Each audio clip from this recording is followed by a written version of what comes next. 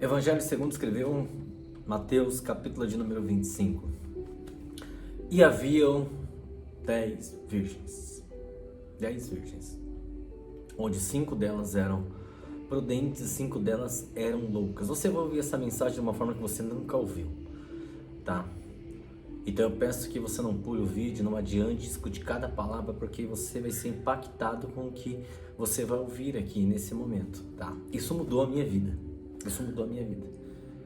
E eu estou muito feliz com isso. E por isso estou compartilhando com você. Estou te entregando isso, tá? A Bíblia vai dizer que quando Jesus Cristo fez essa parábola, ele estava próximo da sua partida. Foi um dos últimos discursos de Jesus. Por isso talvez seja um dos mais importantes. Talvez você pegue isso para o lado do arrebatamento, que o santo vai para o céu, o que não é santo vai para o inferno. Eu não quero que você olhe dessa forma, não é esse o foco. Mas só para quem não conhece a história, eu vou falar de uma forma extremamente reduzida e resumida. Jesus Cristo reuniu o povo ali e contou-lhes uma parábola, onde 10 virgens, tá? Onde 5 delas eram prudentes e 5 delas eram loucas.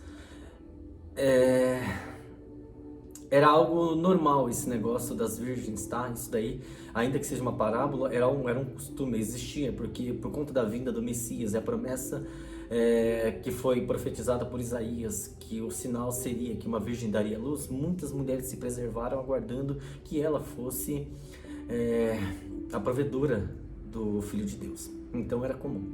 Você vê que tinha dança lá, tinha lá os negócios das filhas de Jefté, esse negócio e tal, mas Maria foi contemplada com essa graça.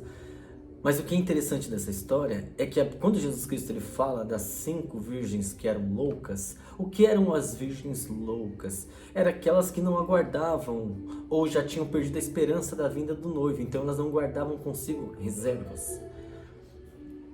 E o que eram as prudentes? Aquelas, não é aquelas que tinham azeite suficiente, é aquelas que tinham reservas. E qual é a diferença? Existem 3 parâmetros aí e eu quero que você entenda que isso é muito forte agora, tá? Ter o suficiente é aquilo que dá para viver. Eu já escutei muitas pessoas falando: eu não quero ser rico, eu só quero ter para sobreviver. É um erro gravíssimo isso. Eu não quero ser rico, eu quero ter para sobreviver, né? Ponto. Segundo parâmetro. Dinheiro não traz felicidade, então não me importa ter dinheiro, o que me importa é ser feliz. Outro erro gravíssimo. Tá? Ainda que a Bíblia diz que o dinheiro é um dos causadores dos males desse mundo e não dá para servir a Deus, é mamão, você precisa entender a coisa. Por quê? Porque quando você fala que você não quer dinheiro, você não quer o maior recurso natural que Deus tem para a terra, porque a Bíblia vai dizer que minha prata meio é o ouro. Isso está lá no livro de Ageu. Tá? Então, cuidado, não confunda as coisas. É que dinheiro não pode ser sinônimo de felicidade, mas ele é imprescindível, muitas vezes, para o que você quer fazer, para suas pretensões, para você e para as pessoas que você ama. Então, quando você abre mão disso, você abre mão de fazer o bem. E a Bíblia vai dizer lá no livro de Tiago que aquele que conhece o bem e não pratica, peca. Então, tome cuidado com as suas palavras. A palavra ela tem um poder gigantesco, por incrível que pareça. E aí, trazendo para essa passagem das 10 virgens, ainda que sejam apenas 2 grupos, né? Grupos das loucas e das prudentes, existe um terceiro grupo que não está aí dentro. É porque Jesus Cristo sempre que ele fala de vertentes, ele fala da porta estreita, né? E da porta larga. Ele fala do joio e do trigo. Então sempre vai falar dos 2 criminosos, um que se redimiu no último momento e do outro que foi orgulhoso até o último momento e perdeu a maior chance da vida dele. Porque essa passagem, como eu queria poder pregar essa passagem, mas só para o que Deus me dá, mas só para te dar uma pincelada disso, porque foi muito forte o que eu senti aqui agora. Muita gente fica criticando as pessoas por isso, por aquilo, mas os crimes daquele homem levaram ele até a cruz levaram ele para o lado de Jesus, ao estar do lado de Jesus levou ele à salvação.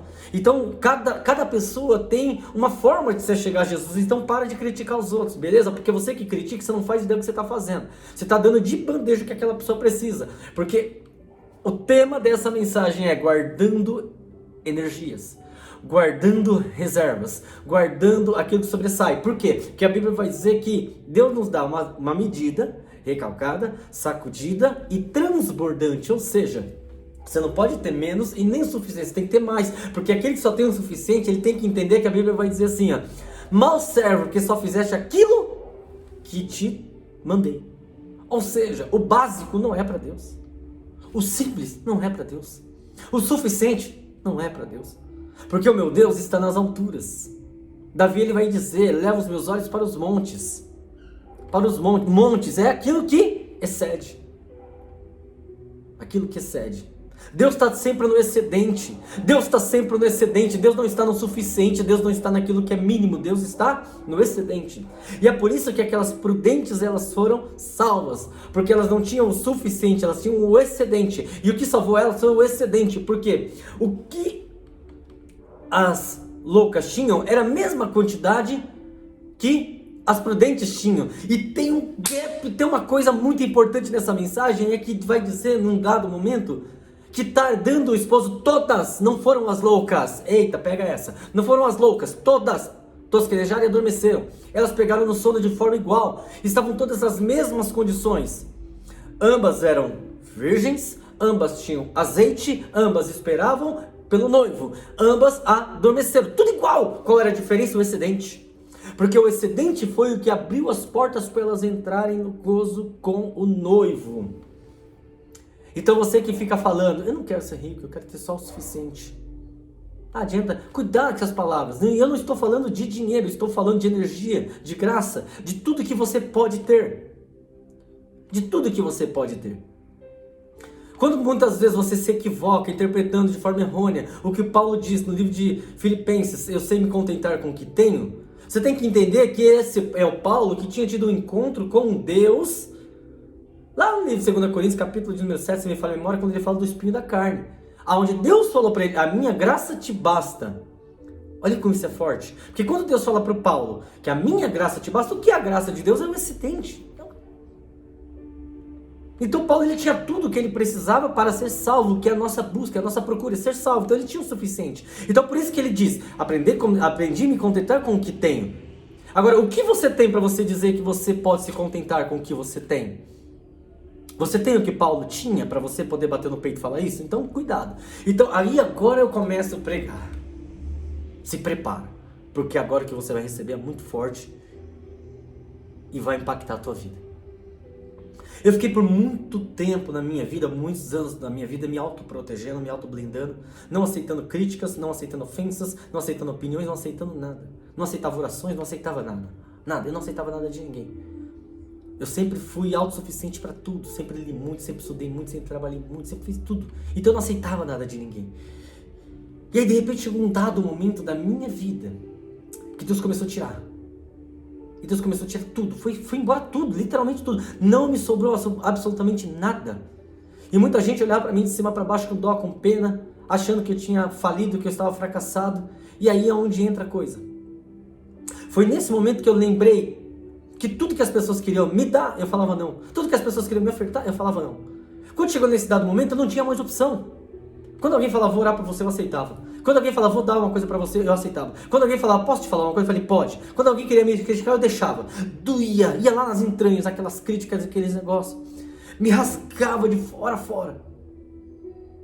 Só que depois passou um dado momento que Deus começou a me lembrar das mesmas pregações que eu fiz para as pessoas. E o bom da reserva é esse. Por isso eu gravo tudo. Eu tenho mídia em todas as plataformas. Eu gravo tudo. Porque depois eu comecei a resgatar aquelas coisas que eu tinha dado para os outros.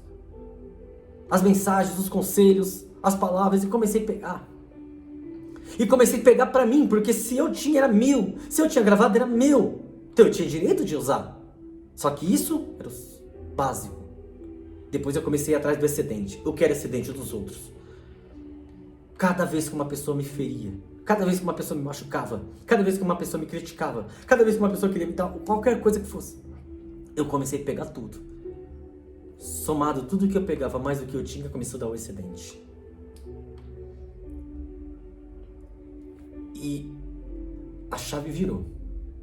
Quando um dia eu sentei com Deus e falei para Deus, Deus, eu conheço a tua palavra, eu prego a tua palavra, eu vivi muito da tua palavra, mas eu sei que tem coisas que eu não estou vivendo,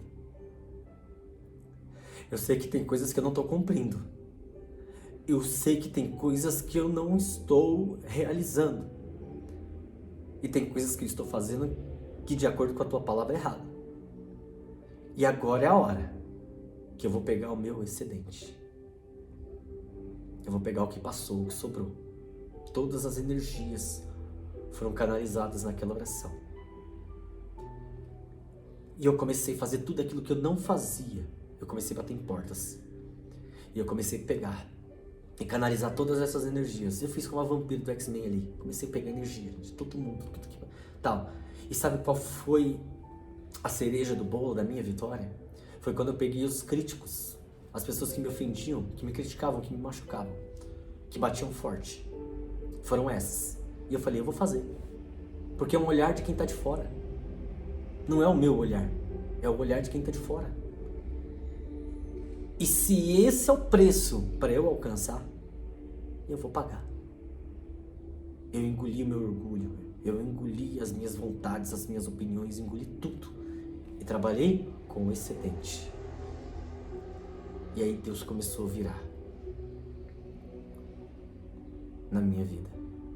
E a mesma coisa que aconteceu com Jó. A mesma coisa. Deus virou meu cativeiro. Não só digo na parte financeira, mas em 90%. Ainda falta um pouquinho, mas eu tô no caminho, eu tô no processo. E eu quero dizer isso para você da parte de Deus. Canalize as energias, não só de quem te elogia, mas principalmente de quem te critica, de quem te bate. Pega essas pedras e construam um império para você. Pega essas críticas e construam um perfil para você. Construa uma nova personalidade, uma nova vida, uma nova identidade. Construa tudo do zero, tudo do novo. Não reforme, jogue fora. Jogue fora. Porque o suficiente não vai te construir. O básico não vai te levar a lugar nenhum. Mas o excedente, o que passar. E faça como aquelas virgens prudentes. Você pode andar com as loucas. Não tem jeito. Eram 10, tinha que andar com as loucas. Você pode andar com as loucas.